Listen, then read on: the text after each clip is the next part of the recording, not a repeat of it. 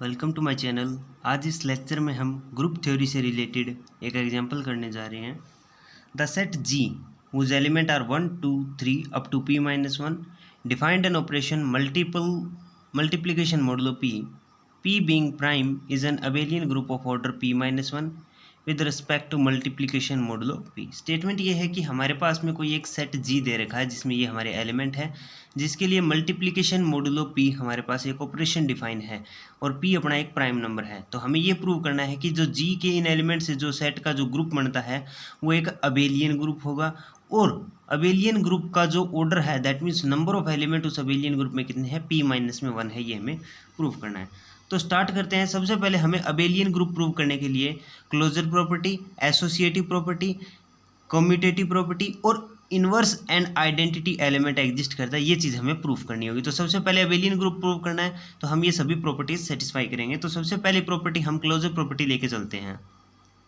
Closure property के लिए हमने मान लिया ए और बी कोई दो एलिमेंट है जो अपने इस सेट जी को बिलोंग कर रहे हैं। सेट जी को बिलोंग कर रहे हैं दैट मीन्स इन्हीं में से कोई एक एलिमेंट होगा। ये एलिमेंट कहाँ है, 1 से लेकर p माइनस 1 तक इसमें जी सेट में एलिमेंट आ रहे हैं। दैट मीन्स ए है वो भी 1 से लेकर p माइनस 1 तक के एलिमेंट्स में है और जो अपना बी है वो भी 1 से लेकर p माइनस 1 तक के एलिमेंट्स में ही, इन्हीं में से जो सेट के एलिमेंट है इन्हीं में से हमारे ये दो एलिमेंट है, कुछ इस तरीके से वो एग्जिस्ट कर रहे हैं। तो हमारे पास हमें पता है मल्टीप्लिकेशन मोडुलो की जो डेफिनेशन होती है उससे हम ये लिख सकते हैं कि a multiplication modulo to p of b is equal to r. That means इसका मतलब क्या है, ये जो आर है, आर यहाँ पर क्या है, हमारा रिमाइंडर है, least non negative remainder when A B is divided by P. Multiplication modulo की डेफिनेशन होती है उसको हम मैथमेटिकल फॉर्म में कुछ ऐसा लिखते हैं, मैथमेटिकल फॉर्म में। इसका मतलब क्या होता है कि जो ए बी है उसको जब हम p से डिवाइड करेंगे तो r एक रिमाइंडर बचता है, राइट। इसका मीनिंग ये है। तो मल्टीप्लिकेशन मोडुलो के डेफिनेशन से हम कुछ ऐसा लिख सकते हैं जहाँ पर ये r क्या है, r is the remainder when A B is divided by p। ये हमारी मल्टीप्लिकेशन मोडुलो की डेफिनेशन से आ गया है। अब हमें पता है कि p है वो अपना क्या है, एक प्राइम नंबर हमें दे रखा है, p प्राइम नंबर है और ए बी चाहे कोई भी नंबर हो उसको हमारा प्राइम नंबर है वो डिवाइड नहीं करेगा। Therefore A B is not divided by p। हमें पता है कि एक प्राइम नंबर है वो डिवाइड नहीं करता है, दैट मीन्स कुछ ना कुछ रिमाइंडर जरूर बचेगा, कंप्लीटली डिवाइड नहीं करता। p अपना प्राइम नंबर है तो वो ए बी को कंप्लीटली डिवाइड नहीं करेगा, कुछ ना कुछ रिमाइंडर बचेगा कुछ ना कुछ। दैट मीन्स r कभी भी अपना जीरो नहीं हो सकता और r कभी भी p नहीं हो सकता, क्योंकि r जब p के इक्वल आ जाएगा, जब r अपना p के इक्वल आ जाएगा दैट मीन्स p तो इसको फिर डिवाइड ही कर देगा r को। दैट मीन्स r कभी p नहीं हो सकता और r कभी भी अपना जीरो नहीं हो सकता। ये दो कंडीशन है हमारे पास में, r कभी p नहीं होगा, जीरो नहीं होगा। दैट मीन्स जीरो से बड़ा होगा और p से छोटा क्या था, p माइनस 1। तो हमारा r क्या आएगा, 1 से लेकर p माइनस 1 तक की सभी टर्म आएंगी और 1 से p माइनस 1 तक सभी टर्म किस में है, g जो अपना सेट दे रखा इसमें है। दैट मीन्स ये जो r था ये किसको बिलोंग करेगा, g को बिलोंग करेगा। तो हम लिख सकते हैं a multiplication modulo p of b किसको बिलोंग करेगा, g को बिलोंग करेगा। हम a और b दो एलिमेंट g में लेके चले और उनके लिए जो ऑपरेशन है, जो हमारा मल्टीप्लिकेशन मोडुलो p है वो उन एलिमेंट पे लगाया, तो जो नया एलिमेंट फॉर्म हो रहा है वो भी अपना जी में बिलोंग कर रहा है। दैट मीन्स हम क्या कह सकते हैं, जो क्लोजर प्रॉपर्टी है वो सेटिस्फाई होगी। That is G is closed for multiplication modulo P के लिए हमारी क्लोजर प्रॉपर्टी सेटिस्फाई हो गई है। अब सेकंड प्रॉपर्टी आती है that is associative property. Associative property के लिए हम तीन एलिमेंट लेके चले, ए बी और सी तीनों किसमें बिलोंग करें, जी में कुछ ऐसा मान लिया। तो हम क्या लिख सकते हैं, मल्टीप्लिकेशन मोडुलो की डेफिनेशन से A multiplication modulo P into में multiplication B multiplication modulo P of C is equal to R आता है। ये इसको सोल्व करेंगे तो आर आता है। दैट मीन्स ये आर क्या है, आर अपना रिमाइंडर है, जब ए इंटू बी इंटू सी है उसको जब हम p से डिवाइड करेंगे तो r अपना रिमाइंडर आएगा, कुछ ऐसा मल्टीप्लिकेशन मोडुलो के डेफिनेशन से आ जाएगा। अब ये है, इसे हम रीअरेंज करके मल्टीप्लिकेशन में एसोसिएटिव प्रॉपर्टी होती है तो वो अप्लाई करेंगे, ए बी इंटू सी लिखा जा सकता है। दैट मीन्स इसे क्या लिख सकते हैं, remainder when A B into C is divided by P. इसे कुछ ऐसा भी तो लिखा जा सकता है। इसका मीनिंग क्या है, जब ये था अपना तो हम कुछ ऐसा लिख सकते थे और जब ये दे रखा है तो हम उसे कुछ ऐसा लिख सकते हैं, that is A multiplication modulo to P और बी इंटू में multiplication modulo P of C, कुछ ऐसा लिखा जा सकता है। ये लेके चले और ये आ रहा है, दैट मीन्स हमारी एसोसिएटिव प्रॉपर्टी है वो सेटिस्फाई हो रही है। A into b into C is equal to a into b into c, ये हमारी एसोसिएटिव प्रॉपर्टी सेटिस्फाई। तो हम क्या कह सकते हैं, जो मल्टीप्लिकेशन मोडुलो पी है वो क्या है, एसोसिएटिव प्रॉपर्टी भी सेटिस्फाई करता है। अब हम आइडेंटिटी प्रॉपर्टी सेटिस्फाई करते हैं। तो आइडेंटिटी के लिए हम यहाँ पर देख सकते हैं कि जो अपना ग्रुप जी है इसमें 1 दे रखा है, तो 1 की इन सभी के साथ मल्टीप्लाई कर देते हैं तो इन एलिमेंट्स में कोई भी चेंज नहीं आ रहा, दैट मीन्स 1 है वो इसका आइडेंटिटी हो सकता है, तो वो भी प्रूफ कर लेते हैं। थर्ड प्रॉपर्टी आती है दैट इज आइडेंटिटी प्रॉपर्टी। उसके लिए देखा जाए तो ये अपना कुछ सेट जी ऐसा दिया गया था जिसके वो multiplication modulo P operation define था। तो जो 1 है वो ग्रुप इस सेट जी को बिलोंग कर रहा है और हम कोई भी एक एलिमेंट ए ले लेते हैं, इन सभी में से कोई भी एक एलिमेंट ए मान लिया है जो इस जी को बिलोंग कर रहा है। तो मल्टीप्लिकेशन मॉडुलो की डेफिनेशन से हम क्या लिख सकते हैं, a multiplication modulo p of a is equal to a multiplication modulo p of 1। ये किसके इक्वल आएगा, ए के इक्वल आएगा। देखा जाए तो ए इंटू में 1 इज डिवाइडेड बाई पी, इसका मीनिंग होता है इंटू 1 डिवाइडेड बाई पी, इसका मीनिंग भी होता है a into 1 divided by P. तो ये किसके इक्वल आ गया, ए के इक्वल आ गया। तो यहाँ से हम क्या लिख सकते हैं, जो 1 है वो क्या है, हमारा आइडेंटिटी एलिमेंट आ गया। आइडेंटिटी के बाद में सेकंड आता है that is the inverse. Inverse के लिए अगर देखा जाए हमने कोई भी एक एलिमेंट मान लिया एस जो जी को बिलोंग करता है, जी को बिलोंग करता है और जी में एलिमेंट कहाँ से कहाँ तक है, 1 से p-1 तक। तो ये जो एस है ये भी हमारा 1 से p-1 तक के एलिमेंट्स में ही एक एलिमेंट आएगा, राइट। तो ये आ गया। तो अब इसकी एस की सभी के साथ ये जो जी के एलिमेंट इन सभी के साथ में प्रोडक्ट करा देते हैं। तो हमने क्या किया, कंसीडरिंग p-1 प्रोडक्ट, क्योंकि ये p-1 एलिमेंट है तो ये कितने प्रोडक्ट बनेंगे, p-1 प्रोडक्ट बनेंगे। तो वो कंसीडर किए तो क्या आएगा, 1 multiplication modulo p of s, 2 multiplication modulo p of s up to p-1 multiplication modulo p of s. ये कुछ इस तरीके से आएंगे।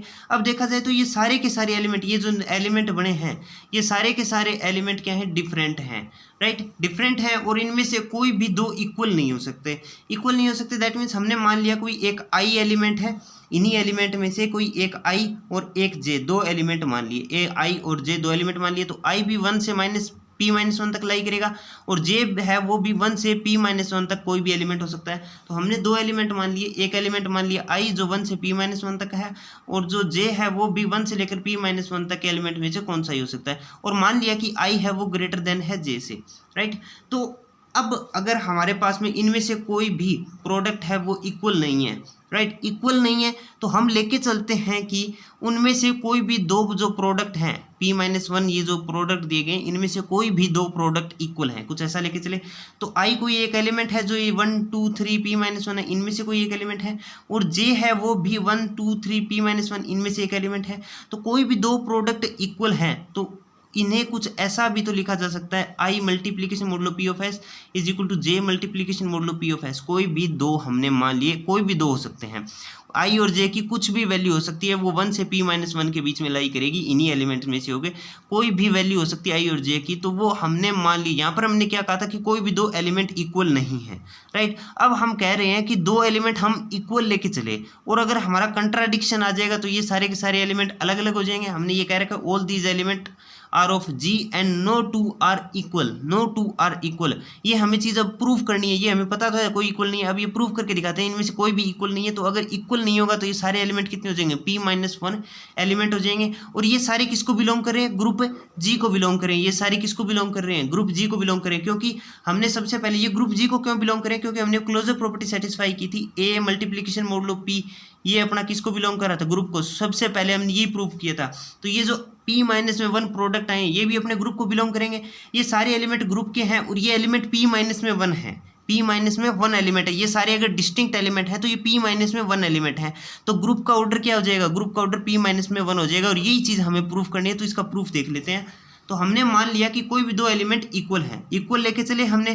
तो यहाँ से इसका मतलब क्या है, इसका मतलब ये है i multiplication modulo p of s का मतलब क्या है कि आई इंटू में एस है उसको डिवाइड कौन कर रहा है, पी कर रहा है। और इसका मतलब क्या है कि जे इंटू एस को डिवाइड कौन कर रहा है, पी को। दैट मीन्स इन दोनों को डिवाइड हो रहे हैं, दैट मीन्स इन दोनों का इसका जो रिमाइंडर R1 आ रहा था और इसका जो रिमाइंडर R2 आ रहा था दोनों इक्वल है। दैट मीन्स उनका रिमाइंडर भी तो इक्वल आएगा, तभी तो ये इक्वल दे रखे हैं। तो हम क्या लिख सकते हैं, i s and j s had the same remainder when divided by p. P से जब डिवाइड हो रहे हैं तो इन दोनों का रिमाइंडर भी सेम है।